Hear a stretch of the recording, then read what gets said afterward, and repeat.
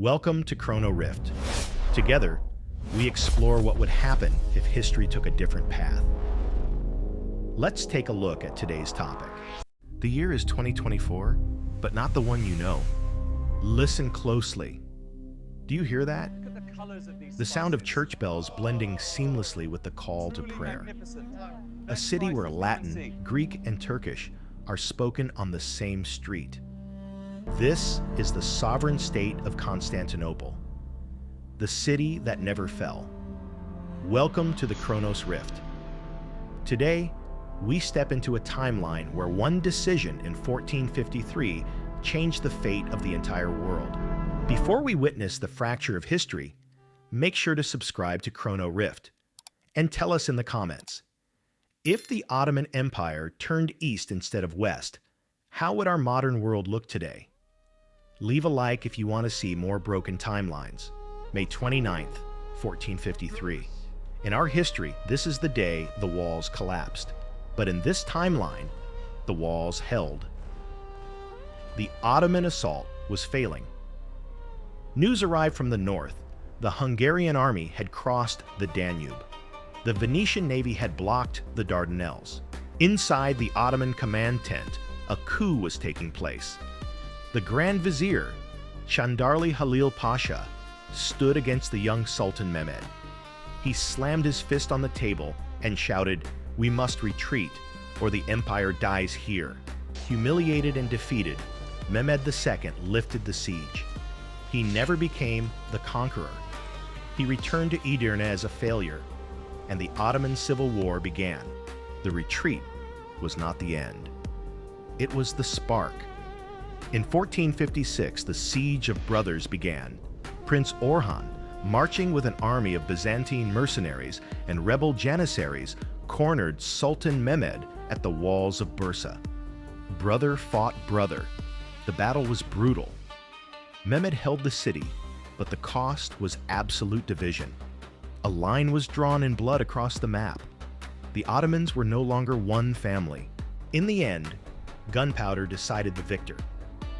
Mehmed used his massive cannons not against walls, but against his brother's army. Orhan was repelled back to Europe, but Mehmed lacked the strength to chase him. A bitter treaty was signed at Gallipoli. The sea became a wall. Orhan ruled the Balkans as a vassal of Europe. But Mehmed, he changed. Standing on the shores of Anatolia, he turned his back on the West forever. He burned the books of Greek philosophy he once loved. He declared, "If I cannot be the emperor of Rome, I will be the Khan of the East." The Ottoman obsession with Europe died that day. The obsession with Asia was born. Chaos consumes power vacuums. The Byzantines played their final ace card, Prince Orhan, an Ottoman claimant held hostage in the city. Released by the emperor, Orhan seized the European territories. The Ottoman Empire was sliced in half.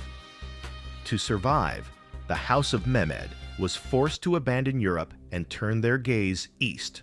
Without the distraction of Europe, the Anatolian Turks became an unstoppable force in the Middle East. They crushed the Safavids. They unified the Islamic world centuries early, a massive empire of sand, oil, and iron. Meanwhile, Constantinople became the Venice of the East, a neutral city-state where the Renaissance didn't just visit, it stayed. While Anatolia fortified, Constantinople bloomed. In 1502, Sultan Bayezid had rejected Leonardo da Vinci's design for a bridge over the Golden Horn. But in this timeline, the emperor embraced it. The Da Vinci Bridge was built, connecting Galata to the Old City, a marvel of engineering centuries ahead of its time. And at the heart of the city stood the Hagia Sophia. Without the minarets ever being added, it remained the crowning jewel of Christendom. Its bells continued to ring, echoing across a city where Italian painters and Greek philosophers walked side by side. But beauty invites envy. By the 19th century, the Russian Empire wanted Constantinople for itself.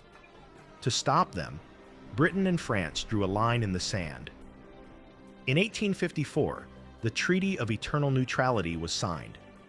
The city became the Switzerland of the East. It became a nest of vipers.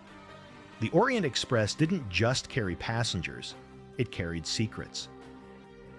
In the smoke-filled cafes of Pera, British agents and Ottoman spies played the great game.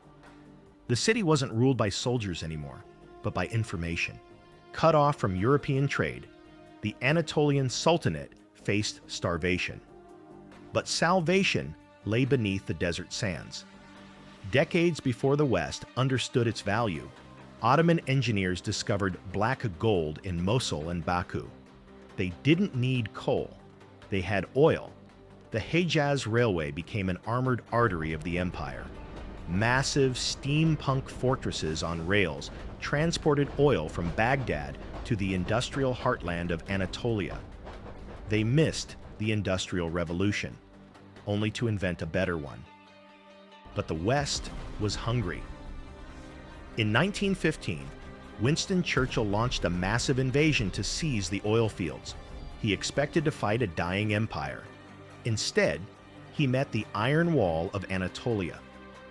Using their vast oil reserves, the Sultanate had developed rudimentary flamethrowers and armored trench vehicles decades ahead of Europe. The Gallipoli landing wasn't just a defeat for the British, it was a massacre. The British fleet was forced to retreat, leaving the Dardanelles forever. A peace treaty was signed in Baghdad. The West agreed to never cross the Euphrates again. Anatolia closed its gates, becoming a hermit kingdom of industry and steel. If you are enjoying this glimpse into a broken timeline, make sure to hit that like button. It helps the algorithm find more travelers like you.